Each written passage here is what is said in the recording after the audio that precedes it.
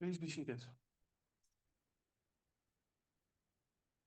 I open this public meeting of the College of Deans of the Vrije Universiteit Amsterdam for a PhD ceremony of the Faculty of Social Sciences and Humanities by affirming that from our Christian origins to the present day, we practice science with a sense of wonder and inspired by fundamental values.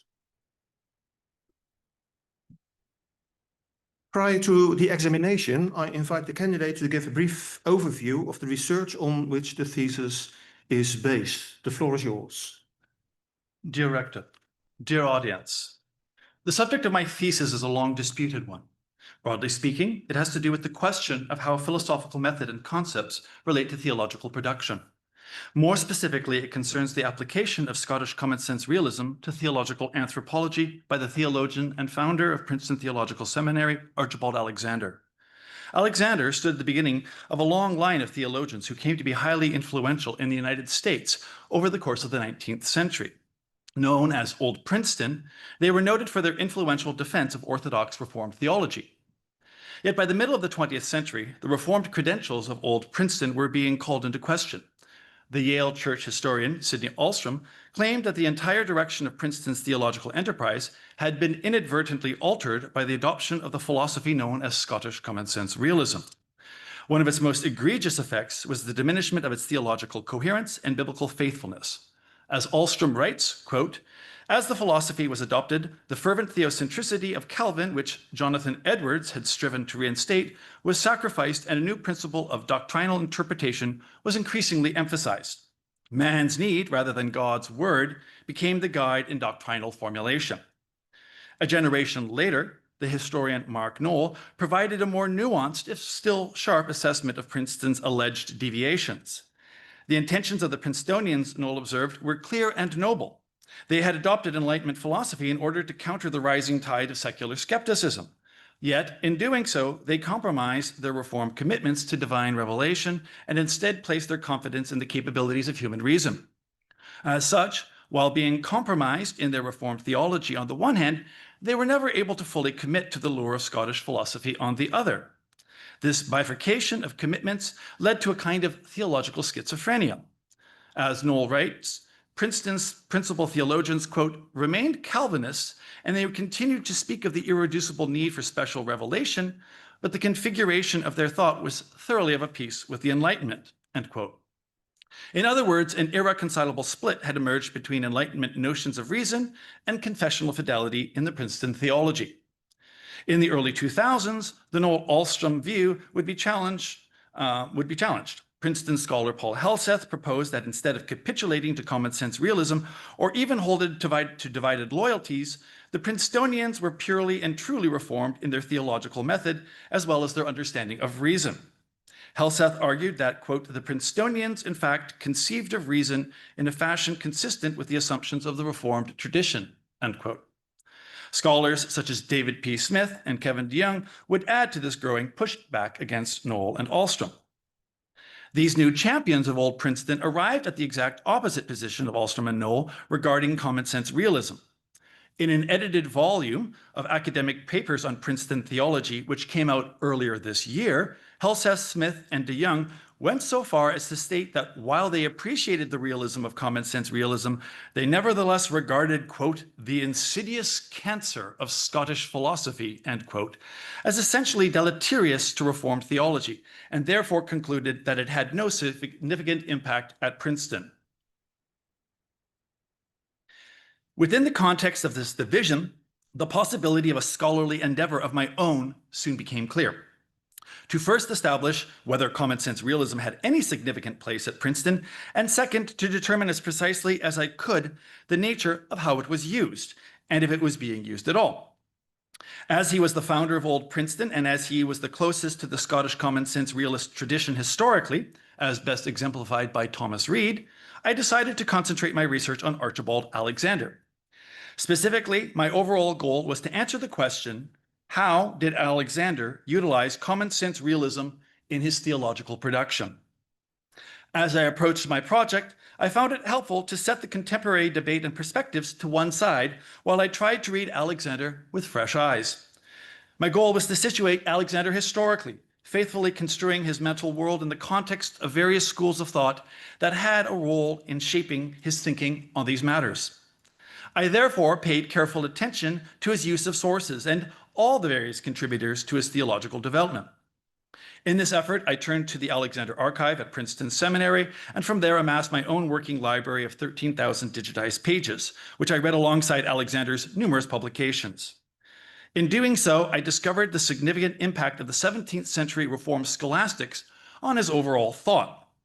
As I followed the breadcrumbs into his own intellectual world, I discovered that many of the elements that had been considered Reedian or common sense realist were also discernible in the Reformed scholastic tradition.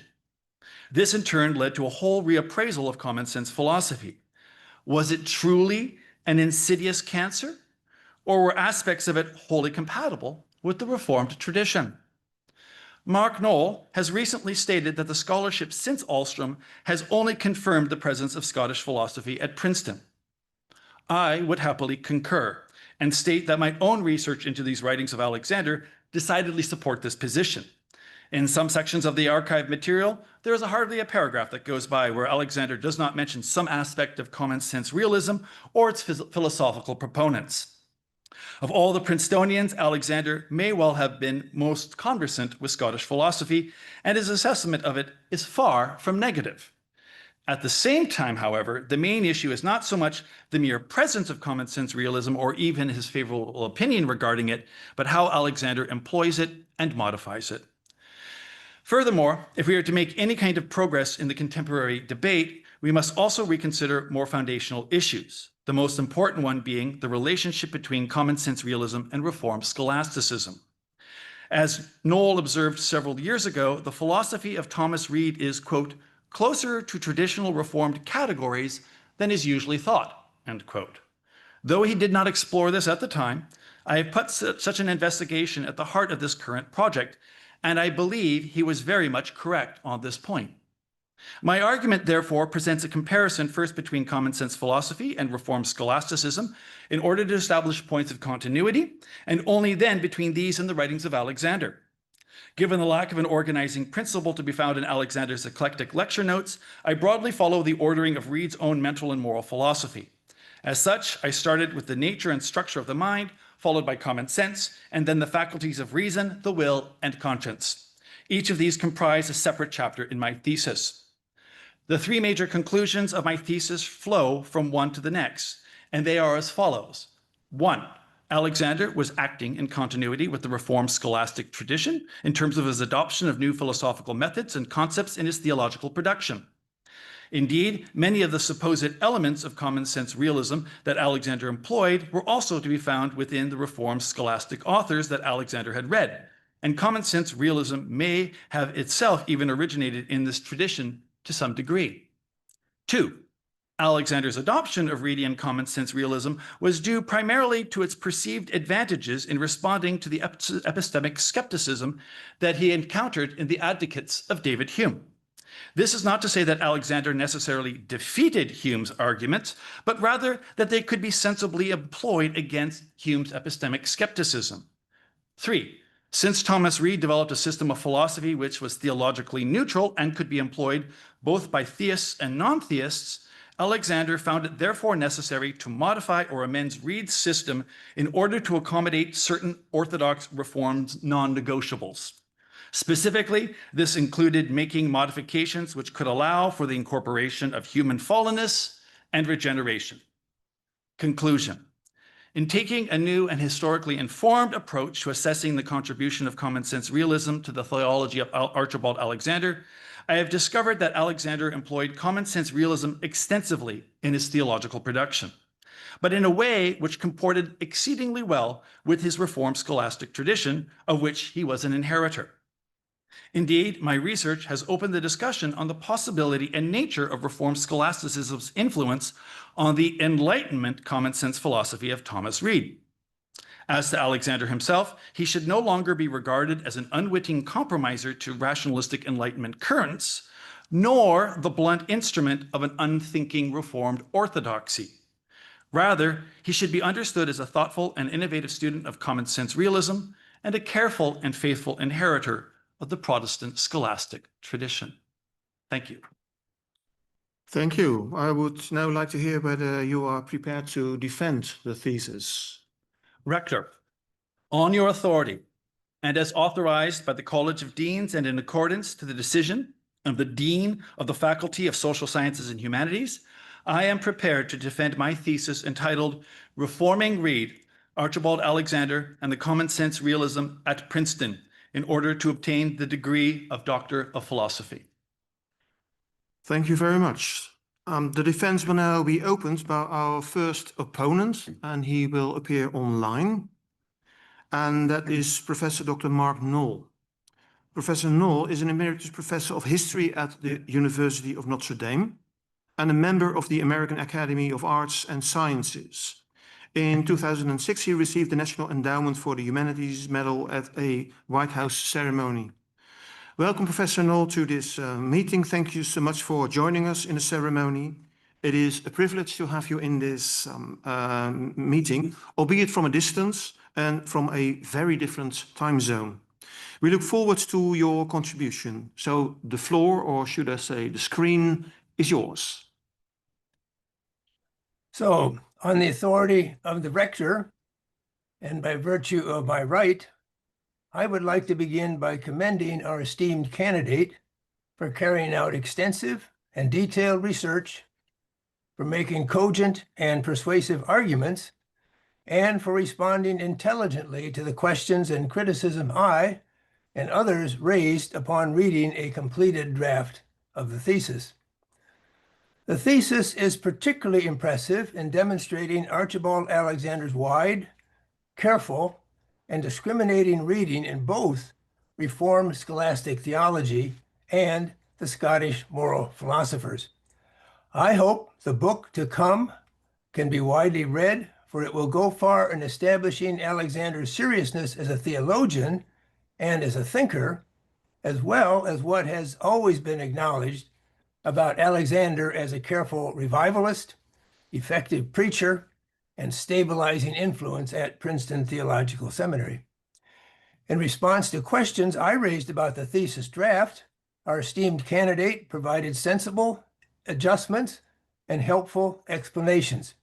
But here I would like to follow up two of my concerns, although I think I will leave the first of those, which concerns Alexander and Reid on the will and regeneration, and in the background of my consideration will be Jonathan Edwards, will reserve that type of question for Professor Wudeberg, von Wudeberg, who is, of course, an acknowledged expert on Thomas Reid. My second concern was the problem identified by Clifford Geertz in the thesis, the problem of treating widespread cultural assumptions as if they were deliverances of the moral sense with universal validity. And this is obviously a question for Alexander's view on race, but it's also obviously a question for moderns who blithely assume that modern assumptions about race can simply be intuited. To provide a concrete example, how would Alexander's common sense convictions help in responding to, say, N.W. Taylor or Moses Stewart on whether sin was inherited or only a product of the individual's actions, as Stewart once did when he wrote, "It is in opposition to the immutable principles of our moral nature to predicate sin in its proper sense of any being that acts without free choice and knowledge of rule." So to summarize the question, it would be, how did Alexander differentiate between what he felt was the universal deliverance of the moral sense and what others who disagreed with him theologically concluded was the deliverance of the universally valid moral sense? I thank my learned opponent for his in-depth question. And yeah, you are really hitting at certainly one of the trickier aspects dealing with common sense realism and the question of moral sense. This is the question of moral sense and its ability to articulate particular positions morally has certainly been questioned. This is something that John Locke brought up. This is certainly something that Thomas Aquinas raised into the question with regards to the nature of moral sense. And so I'm just trying to think, well, how would I formulate? Could you repeat the question? What was it exactly, Dr. Knoll, you were? How would Alexander differentiate between what he concluded were universally valid deliverances of the moral sense and the conclusions of those like N.W. Taylor or Moses Stewart, who would also make claims about the universally valid deliverances of moral sense, but would lead to statements differing or contradicting what Alexander felt was the universal deliverance of the moral sense? Yeah. So what I would think he would say to it is, first of all, obviously he would say from his point of view that it was delivering he was getting the correct moral sense. However, he would recognize that like the external senses themselves, they could be perceptually wrong. And that there actually has to be an element of cultivation that is regarded with the moral sense. And that also, I think a lot of it has to do with how we understand common sense, because it's not so much the conclusions that common sense produces, it's more the tools. I mean, when you look at it, you have, even in America, common sense was being used not only by the Princetonians, it was being used by the Unitarians at Harvard, it was being used by the Southern Methodists, all of whom had different conclusions from these kinds of key, what the actual common sense produced. So it's not like common sense would always lead invariably to the exact same conclusions. And I know that sounds kind of not getting quite to the answer of it, but I think he would recognize that there are social biases, and that over time, and based on education, it is possible to have those corrected, especially if they've been discussed in a proper sort of way. If they were actually, if the different biases that could affect whether they're individual or social could be in some way addressed particularly. So you're asking, it's a very complex question. I could interject. So you would see Alexander responding with a chain of reasoning to assert the reality of what he considered to be a legitimate deduction or conclusion from common sense, and then try to show that what others considered to be a universally valid deliverance of the moral sense was in fact something else. But I guess the reason, one of the reasons that certainly led me to worry about common sense at Princeton was seeing Charles Finney, N.W. Taylor, Moses Stewart, the Southern Methodists, trumpeting their allegiance to the Reedian Dugald-Stewart stream, and then moving away from what were the Reformed principles, the Reformed theological points maintained at Princeton. So you're trying to say it's more than just the assertion that my deliverances are right and your deliverances are wrong. Yes. I think if he's following along with Reed's understanding, and this is my understanding of Reed, he would say where we would reach if we were arriving at different, let's just to make it broader than just moral sense, but if we were to arrive at different common sense conclusions, we would then have to ask ourselves, what are those ways that we can test whether, first of all, something is a first principle? These are the questions of like, is it widely accepted? Is it, does its contradiction lead to absurdity? Is it the foundations of how people generally function? I think that's where he would say, well, wait a minute, if you're saying your view is common sense, my view is common sense, and yet we cannot agree on it, well, then we've got to actually establish what are those foundations for it. And Reed does provide the tools for that. I don't think Alexander, of course, ever really engaged in those kinds of debates. And that's certainly a failing on his part, I would say. Thank you. That's Thank you. It's a very tricky. Thank you. I yield the floor. Thank you. Thank you. So my common sense tells me that we should go to the next opponent. And that's Dr. Annette Aubert. She's present here, so welcome to this meeting. Dr. Aubert teaches church history and historical theology at Westminster Theological Seminary in Philadelphia, and she is a fellow of the Royal Historical Society in London. So welcome, Dr. Aubert. The floor is yours. Thank you. On the authority of the rector and by the virtue of my right, I would like to state the following. Your dissertation is an outstanding piece of scholarship, carefully researched, clearly argued, and a significant contribution to the field. Your dissertation convincingly argues for the influence of Scottish common sense, realism on Archibald Alexander, and effectively engages with previously overlooked sources. It offers a vital reassessment of Alexander's intellectual and religious ideas, presenting a fresh and nuanced interpretation that challenges established narratives.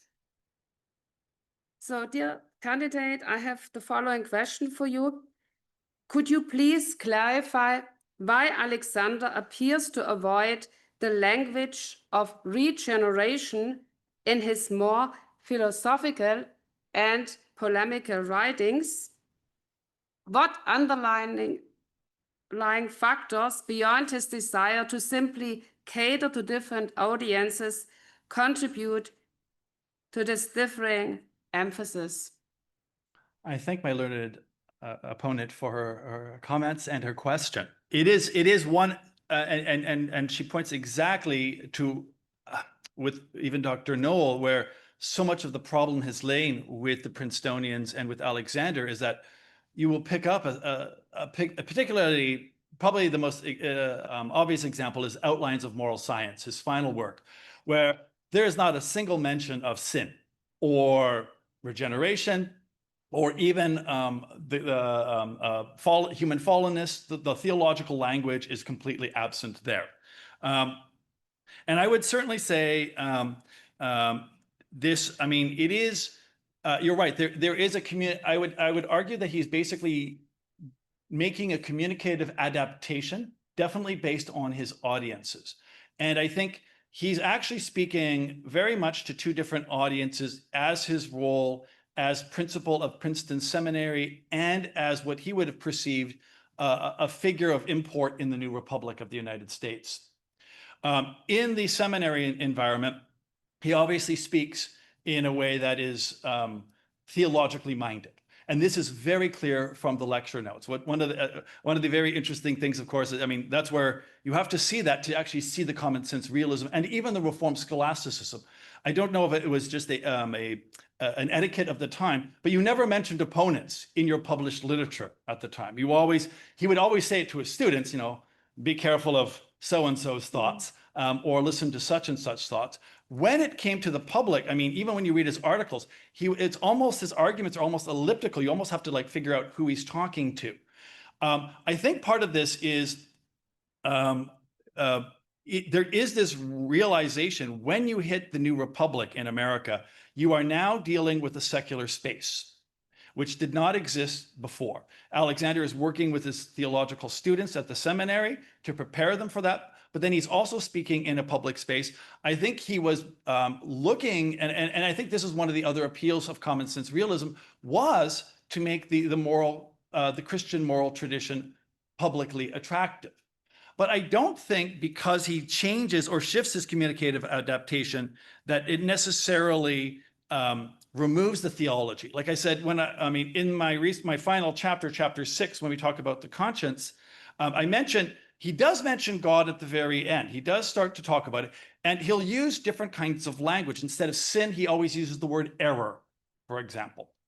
And that is one of the sort of the key things that I would notice. At the same time, he's following the tradition. You have this, John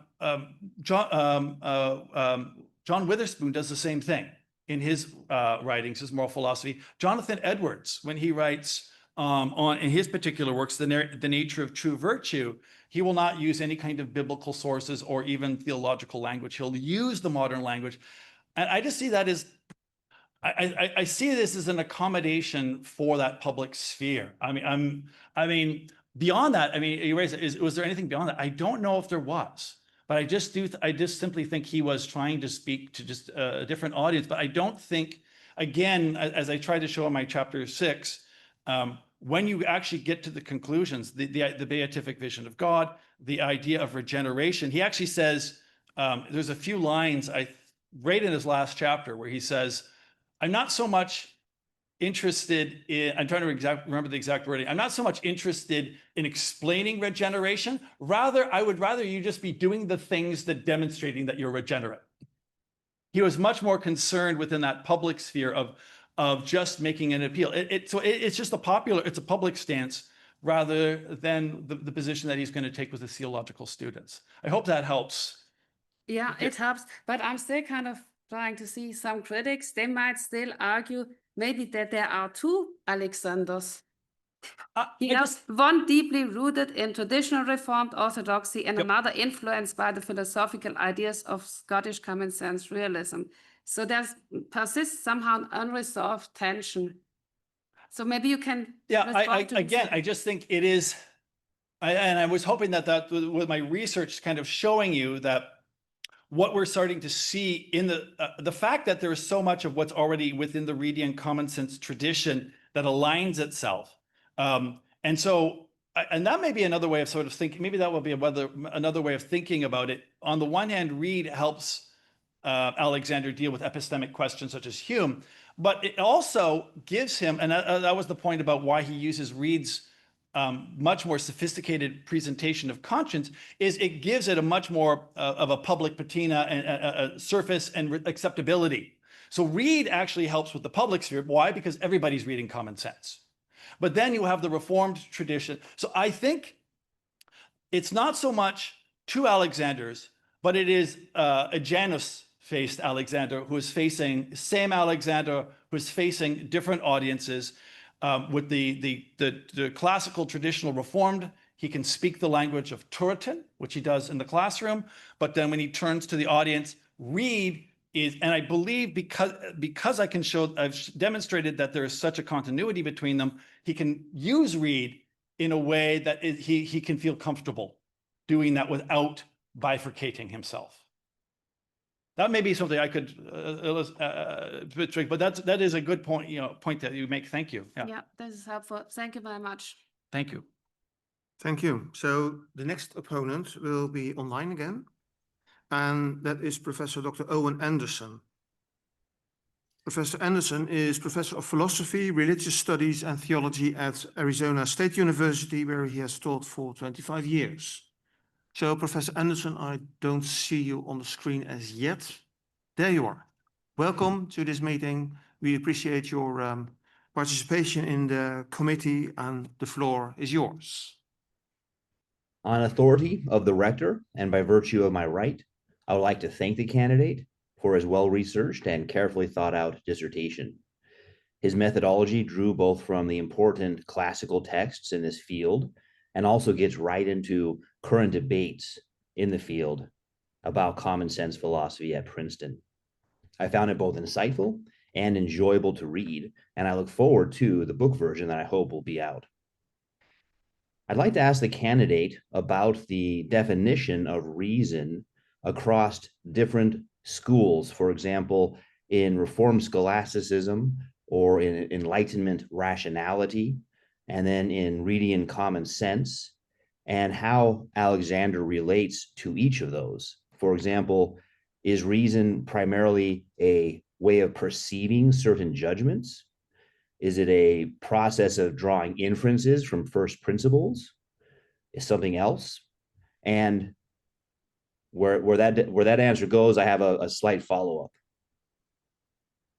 I thank my learned opponent for his insightful question. Of course, the question of reason was in many ways a challenging one in this thesis, because of course, reason is such a central concern of the Enlightenment period proper.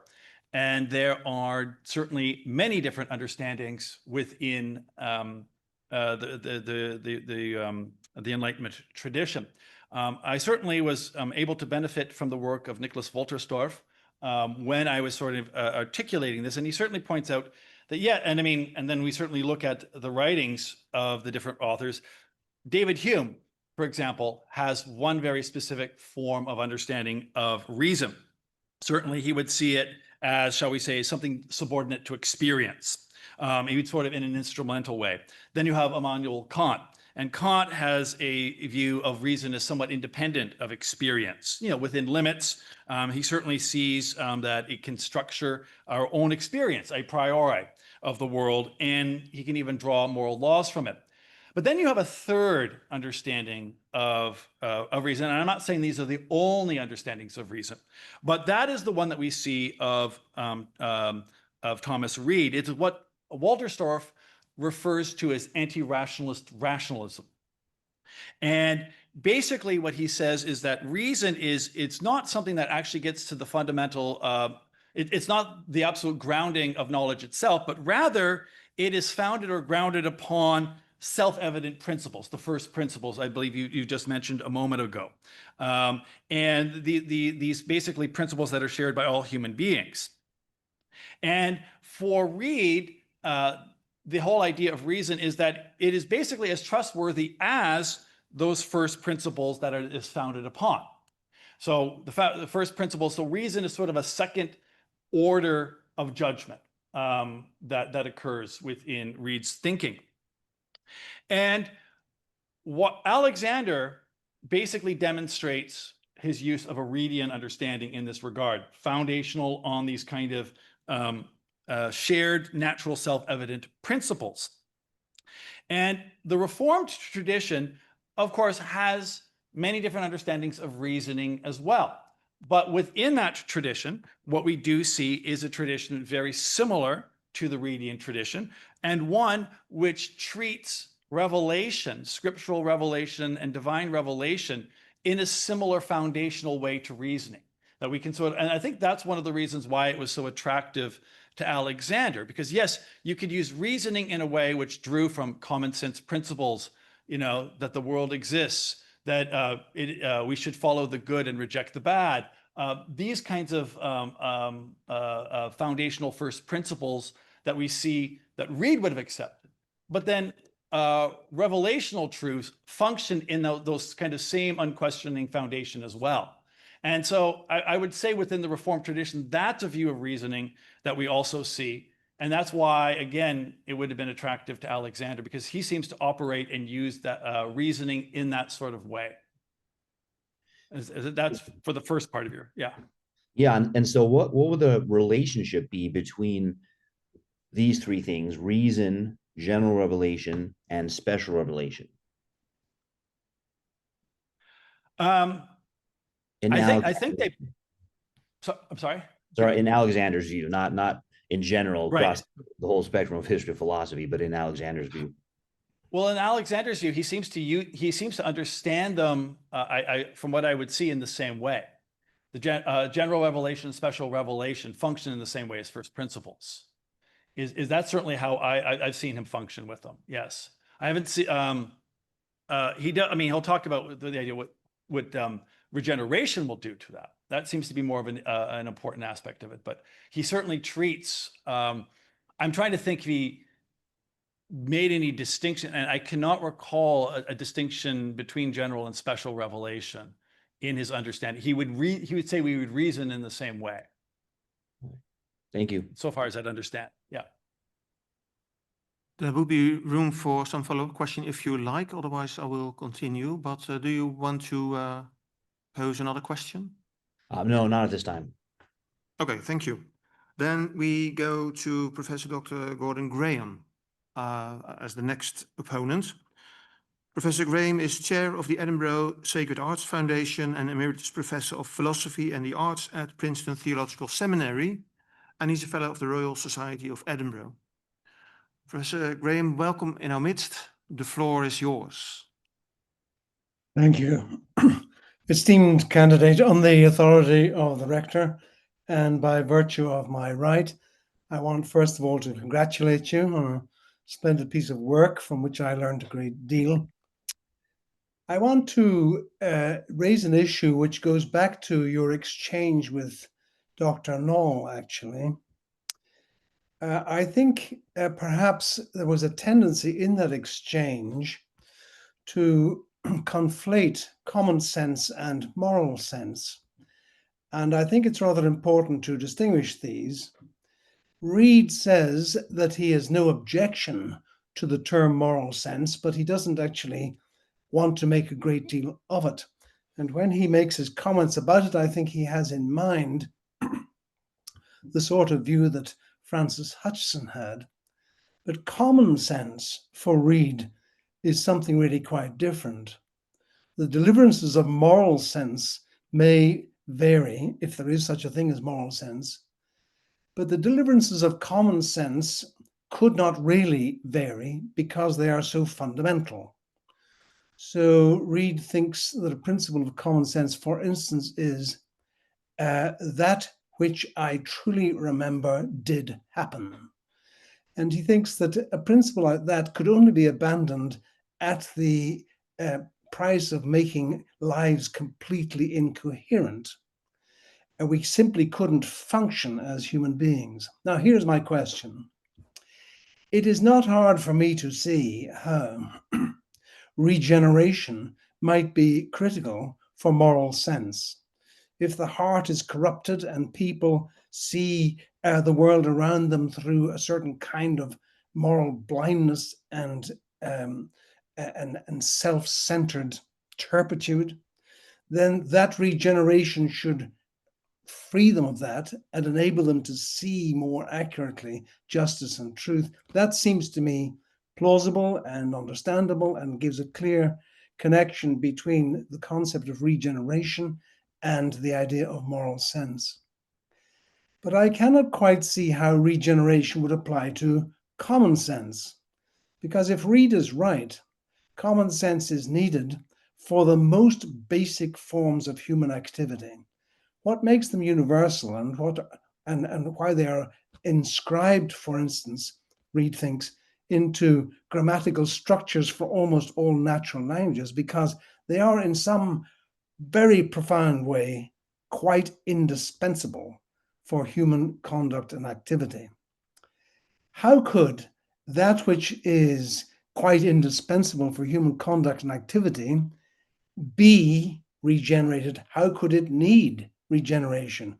Surely it is more fundamental than anything that regeneration touches. So that's my question. How could we connect the concern with regeneration to Reidian common sense as opposed to the slightly vaguer moral sense? I think my learned opponent, certainly for his distinctions there between common notions or common sense and moral sense, and I'll certainly want to articulate that a little more clearly in my writings in the future. That's why I spent the discussion of regeneration in Alexander certainly seems to occur much more with reason, the will, and conscience. I did not really address that in the chapter on it, and I'm wondering that is a good point, because he doesn't, as far as I've seen, talk about regeneration when it actually came to the idea of first principles itself. He only talks about it with those moral first principles, as he does in the outlines of moral science. How would he see the ways that I would think? Again, this is going to be speculating, because I did not recall anything where Alexander directly talks about regeneration and common sense directly. It's a fact. But what I would see would be where it could speculatively be different would be attitudinally and sort of teleologically. Where is he? Is there anything about those fundamental principles that have a larger end goal? But as your point is well taken, that as to themselves, they are so fundamental to human values, to human existence. I don't think I've seen so much where he talks about regeneration on that.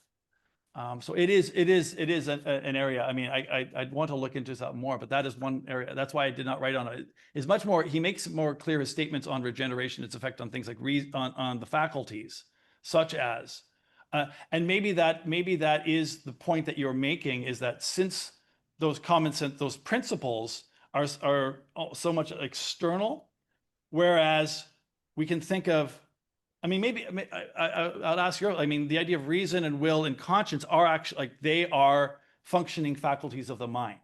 Therefore, they could be more of a regenerate thing. But yes, I mean, I think the point is that my question is this: your basic thesis is that, contrary to what has been quite widely held, there Yes. is a compatibility between common sense philosophy and Reformed scholastic theology.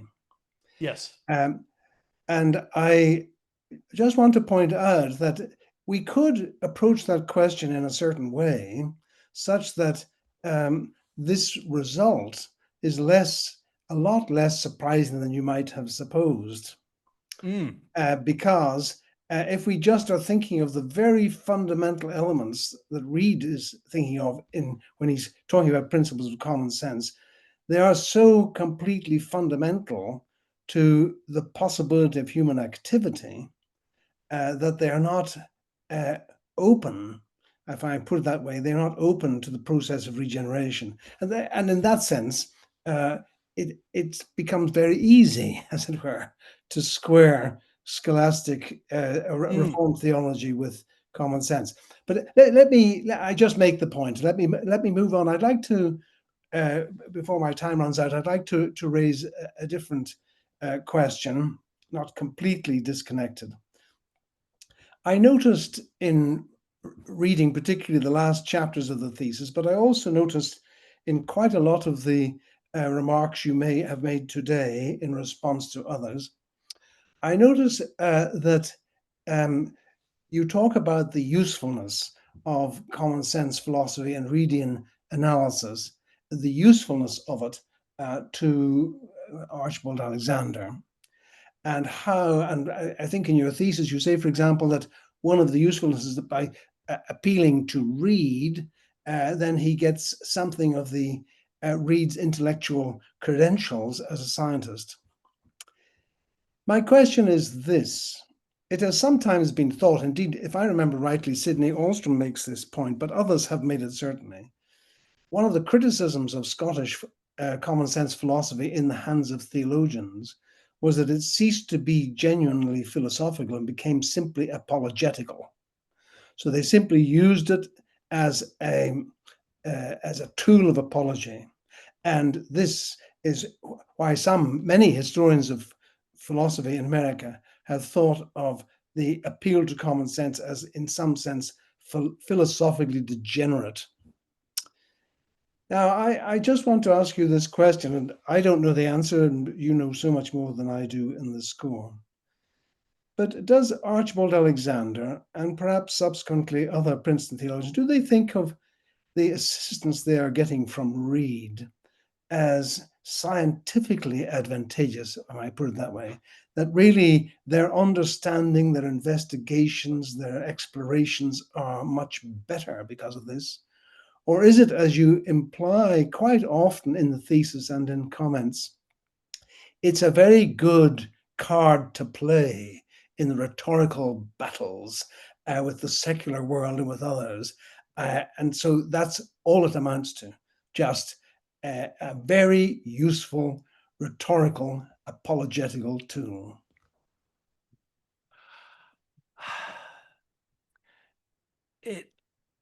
I aspire to it hopefully being a little more than just the tool. You're right, that seems to certainly be a lot of the case within Alexander. I don't, that he draws from people like James Beatty and Dougald Stewart and the like. I mean, Beatty, of course, being much more, of course, for that apologetic tool. Though I think your recent book that just came out, I just finished reading the chapter on James Beatty, which I thought gave him a little more insightfulness to a philosopher who's often dismissed. And I wonder, yeah, I think you're. Alexander seems to, I think there's very much an appreciation within Alexander, certainly looking at his notes, certainly noting what he's written about Reid. I think he sees him as more than just a tool, but how much more, it's hard to say.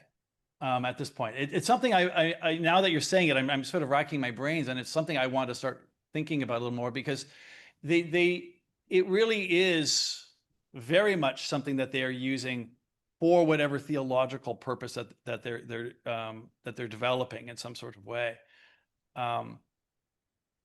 Yeah, I should say, perhaps I just add, my Yeah. interest in this has a lot to do with how historians of philosophy in America have denigrated initially and generally subsequently ignored the influence of Scottish common sense, but Scottish philosophy more broadly, because Yes. they think it's not really doing any serious intellectual work. And this much seems to me to be true, that when James McCosh became president of Princeton, and was in that capacity a director of the seminary, which at that time had no president of its own, I know of no real intellectual exchanges between McCosh, who was the great defender of common sense Scottish philosophy, and the theologians there, nothing much to speak of. And I've always sort of wondered if that's because, insofar as they had any time or interest in Scottish philosophy, it was really merely for rhetorical purposes when that proved, and if and when that proved convenient. So I'm just trying to feel my way into the extent to which there was a genuine intellectual engagement between philosophy and theology, and between Readian philosophy and Reformed theology, in the hands of, in your case, Alexander. Yeah, I think you're right, because it would have been Hodge would have been at Princeton at the time of McCosh. Correct. And I mean, from what I've read, I mean, my understanding of Hodge is much more limited, but yeah, he does not even, I mean, I think he sort of assumes maybe some aspects of it, but he certainly is not engaging with any of Scottish philosophy, certainly not Reid in any kind of direct way. With Alexander, I can't assume it was entirely utilitarian, simply because he just seemed to be reading it so much. I mean, he wrote when Thomas Browne wrote his significant work on causation, Alexander was actually the first to respond to it, even before William Hamilton. And he was keeping up with the second generation of.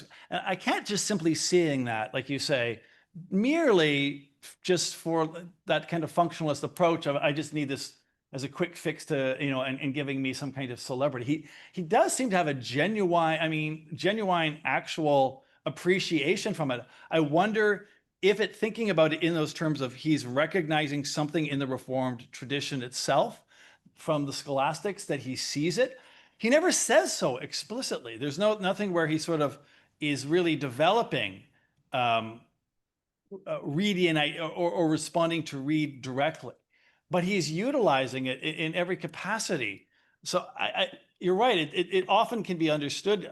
That's something I should look into more.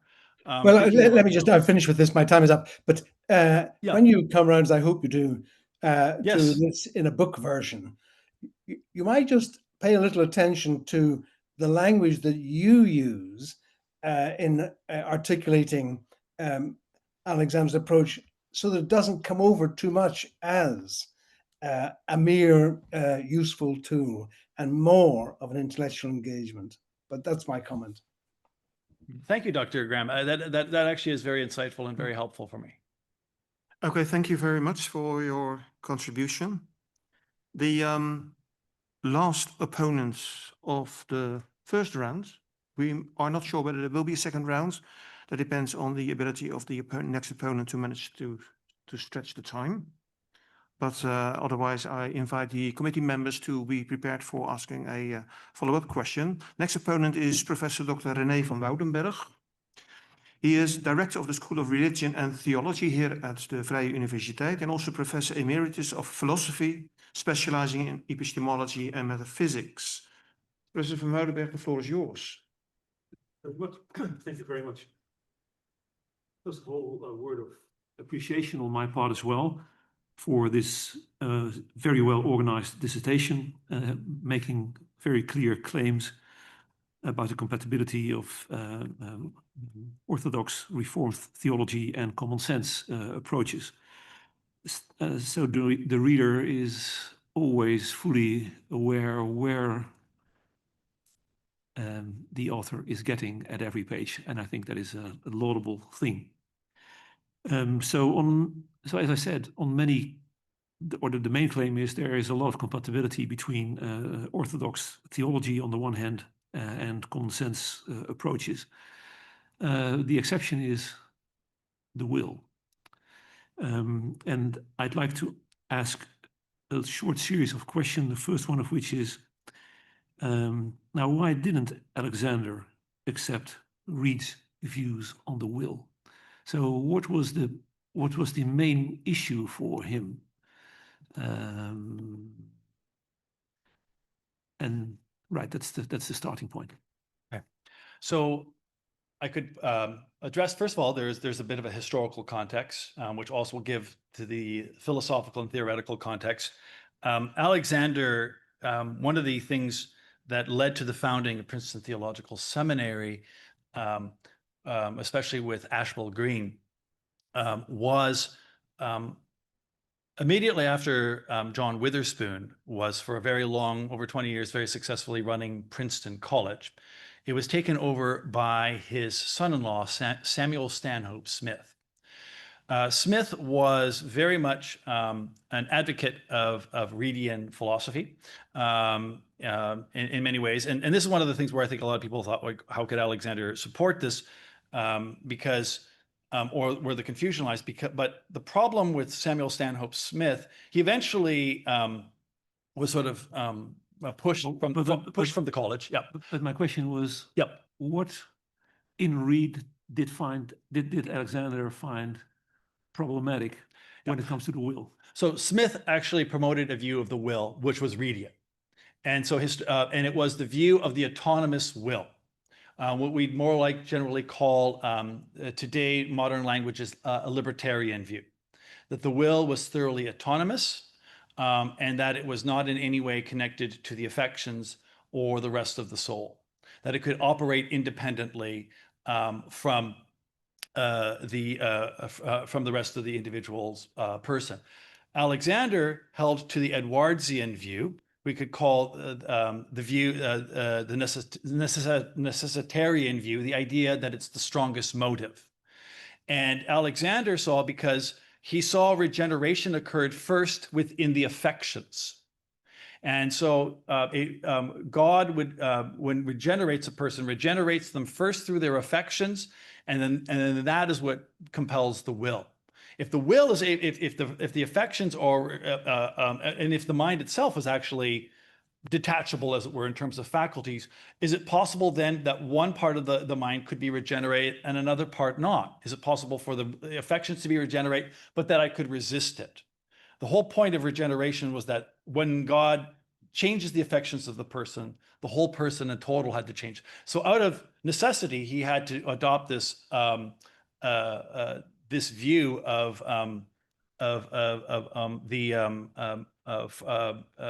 moral first, not moral first principle, excuse me, of strongest motive.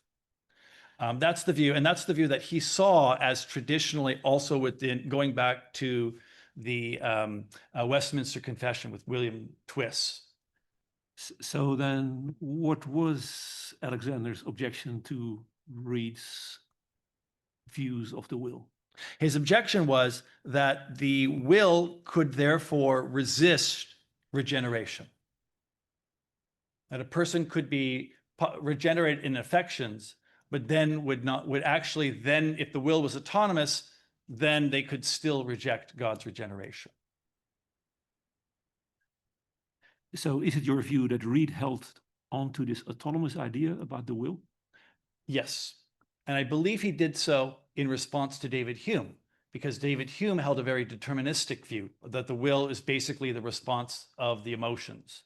And he held an entirely deterministic view. So for Reed, he held a very autonomous view on his own. Yes. But then do you think that the strongest motive view is not a deterministic view? It is a kind of deterministic view, yes. It is a kind of deterministic view. Edwards, of course, makes his distinctions between natural and moral ability and inability. So it's not as, it is not, but yeah, I mean, again, we have to be careful because determinist or necessitarian and libertarian are modern terms that we've applied to various schools of thought on the will. At this period and earlier, all views of the will were determined, usually religious orders. You had a Dominican view, Franciscan view, certainly in the earlier tradition. So nobody would have spoken in those terms. From our modern perspective, yes, you would put, you could say that Alexander's view was in this deterministic view, but it's coming out of Edwards, and Edwards sees it as not, it's certainly not a physical determinism, but in a what he calls a moral determinism between natural and moral necessity. Is, I don't know if you, how much for time for you want me to explain this. Yeah. Yeah. So I do have a bit of a more basic question then. Sure. So do you think that was Reid able to actually engage with Alexander as a person to person? Would they, in the end, say we just have different views as to what the will is? So, Or yeah. so Excuse so me. it might be that Reid has a particular account of what the will is, and Alexander just has a different view about what it refers to in the real world. So here would be my question. Abstracting from freedom of the will, what does the word will refer to according to either to both Reid and to Alexander? So is, you know, to have a will, does it mean this? It is to be able to make a choice between coffee or tea? Or is it something else? So what do you have when you have a will? And let's abstract from the question whether or not the will is free. So either on Reid's views or on Alexander's views. okay. Trying to think how. So, or to put it this way, what would I lack if I wouldn't have a will? What would I be unable to do because I'm lacking of a will? if you would, you wouldn't be able to act upon what those. So you wouldn't be able to act or respond to what had happened, or what you've gotten from your first from your. I'm trying to.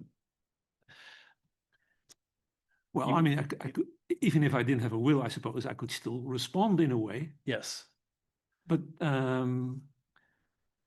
it's but my question is, what would I be lacking if I wouldn't have a will that I now am able to do because I do have a will? It would be, that's my so from Alexander's point of view, I mean, he would use, if he were using Edwardsian terms, the power to the contrary, that you would, it's not, you're not just merely reacting to it. You have always that ability to do other than.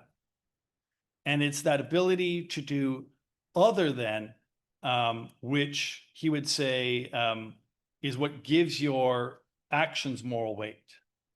Is what is how it, so it's not just, yes, obviously something could happen to you and you just have an immediate reaction to it. So perhaps you should state it a bit more minimally, namely, it's if you have a will, it means you can perform a certain action, while it's also possible for you to refrain from performing that action. Yes. I suppose if that is what it is to have a will, do both Alexander and Reid agree on that is what it is to have a will? They would say, again, it's the location of that. They would say, Alexander would say that we would have the ability it's those motivate, whatever is motivating us is based on the affections. For Reed, he would say whatever those motivations are, whatever the strongest motivation is, we could ultimately not go, we could ultimately resist it, I think is how he would see it. And Alexander would say, we That- have to, whatever our affection is, whatever our strongest affection is, that is what we are going, that is the action that we are compelled to do. yeah. Okay, thank you Yeah. so much. Thank you. Yeah. We still have 1 more minute, so if I were you, I would try to To extend. stretch your stretch your Stretch. Oh, then I'll continue Yeah. with an easy question. Oh. So I think Yeah. the best book on Thomas Reed written so far is by James Van Cleave, Yes. Problems from Reed. So you refer to it in a number of chapters, but not in the particular chapter on free will. So why didn't you use that? And also, there is Bill Rowe's book, Thomas Reed on Freedom and Morality. So these are two important sources, and I was just wondering, The second one? Bill Rowe, Okay. William Rowe. Rowe, yeah.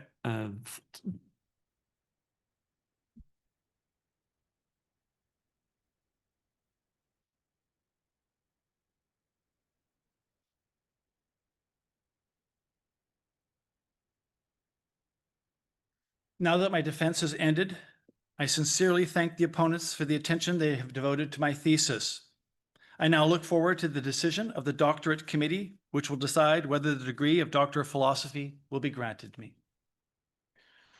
I hereby adjourn the public meeting of the College of Deans for further deliberation.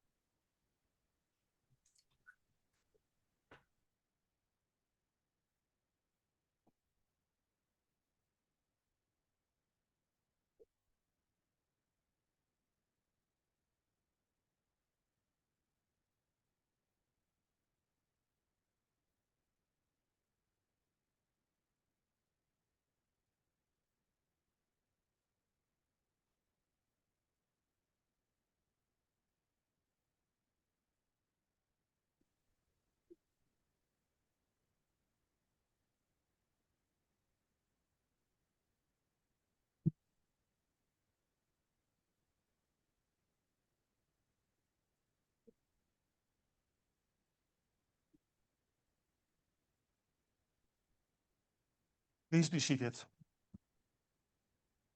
I reopen this public meeting. By its duly accorded authority, the Doctorate Committee grants the degree of Doctor of Philosophy to Michael John Plato.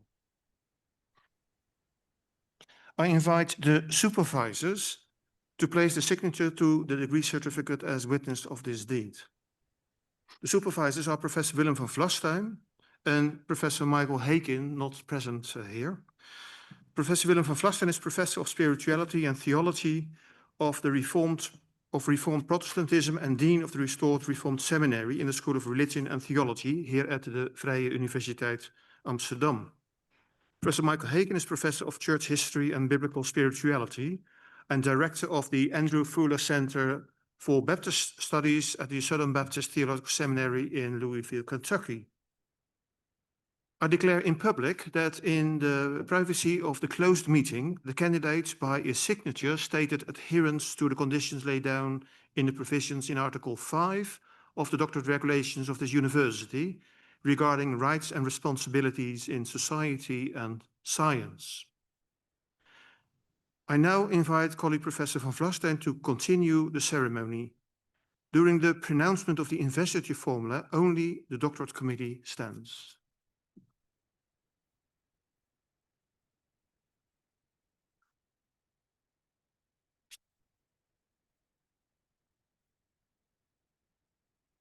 By the virtue of the authority vested in me by the management regulations of the Vrije Universiteit Amsterdam, and as supervisor appointed thereto by the College of Deans, I hereby confer on you, Michael John Plato, the degree of Doctor of Philosophy, together with all rights, privileges, and responsibilities thereto appertaining. In witness thereof, the seal of the university and the signatures of the rector and the supervisor have been affixed to the diploma you are about to receive. Very warm congratulations. Welcome. And Professor van Vlastuin will now also pronounce the laudatio.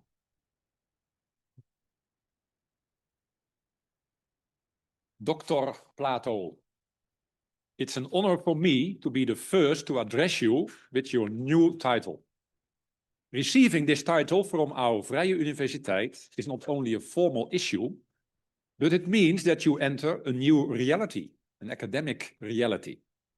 Our university has admitted you to the academic community because it has every confidence that your future research will be conducted in an academically responsible manner. Personally, I fully endorse the judgment of our academic community. I remember our first encounters well. You were so enthusiastic about starting your research. I can still see you sitting under a tree on the lawn at Mennerode in Elspeth during our PhD student days, where you presented your first papers and received the feedback. Due to your work at the academy, you were not always able to continue your research at the same pace, but you persevered and have made great strides in recent years. Your perseverance is also one of the character traits that a good academic needs. Starting research is one thing, but bringing it to a successful conclusion is certainly not a matter of course. Your research has been conducted at the dividing line of philosophy and theology. This has always been your main interest. Prior to our time at the VU, you obtained degrees from the University of Toronto in philosophy, the Brock University, Popular Culture Studies, and Toronto Baptist Seminary, also philosophical theology. At present, you serve as an associate professor of philosophy at Colorado Christian University, where you lead a philosophy program that you created. You have developed over a dozen new courses in philosophy, religion, and cultural studies. Many of these courses involve integrating Christian theology into philosophical study. Your writing career also testifies to this interest. You have written numerous articles and journal contributions for many online and printed journals, including for the Southern Baptist Journal of Theology and the Davenant Institute. You also contributed to the Jonathan Edwards Encyclopedia, and recently you've wrote an academic paper on Old Princeton, published by Routledge. Therefore, we have high expectations for your future academic publications. We are very happy with your research on Princeton theology, and specifically Archibald Alexander, because it reveals how Reformed theology fits into the intellectual history of the United States. Much academic work has already been done on Princeton, but given the vast amount of archival material still largely untouched, as well as Princeton's importance to America's religious history, your intuition that there was still the possibility of a worthwhile scholarly contribution was entirely correct. In particular, given the recognized central importance of common sense realism to Princeton's legacy, you felt there was a curious lack of in-depth research into this topic from a philosophical perspective. After studying the secondary literature on Princeton and Alexander, you began to study Alexander's published work and significantly Alexander's archival material. You said it also in your introduction, 13,000 digital images of Alexander's lecture notes and personal writings from Princeton's seminary's archive. This constituted the bulk of the raw data employed for your dissertation. Importantly, while working on this project, you discovered that there can be strong passions and divided opinions involved in the study of historical theology. You felt that one of the most important lessons from this project was how to treat such a study impartially and with fairness, keeping an open mind to any possible outcome. You also learned the need for humility when trying to assess the work of those historical figures who can no longer defend their own positions. Along the way, you also learned the importance of mastering new areas of knowledge. Initially, this thesis involved the study of theological history of Princeton, as well as the philosophy of Thomas Reid and the Scottish Enlightenment. When you realized the possibility of a deeper and earlier connection between theology and common sense realism, you had to rigorously engage in the study of a new area of scholarship, namely Reformed scholasticism. You have succeeded in mastering this new area of scholarship. I'm proud to have been your supervisor. It was a joy for me to see your enthusiasm and perseverance. I have seen the problems that you struggled with, but more importantly, how you conquered them. You have contributed to our understanding of Alexander and Princeton, and you have deepened our sensitivity to philosophical issues in the history of theology, and thus for theology today. May the Lord Christ Jesus, in whom all our old treasures of wisdom and knowledge, bless you continually with his wisdom, so that you may understand ever more deeply the mystery of faith for yourself, your students, the church, the academia, and the world. Blessings.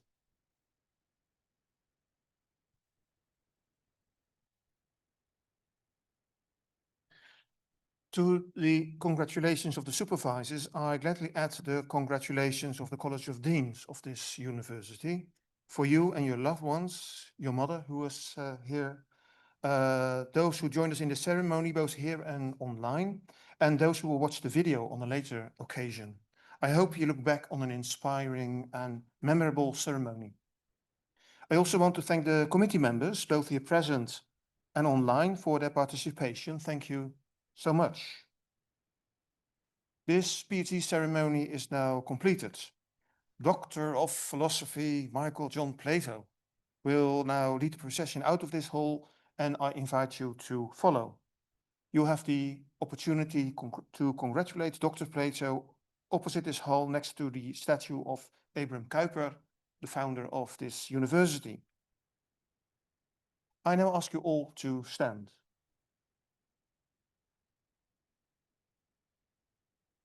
I close this public meeting of the College of Deans by desiring that our scientific search for truth and wisdom may be beneficial to the world and to humanity.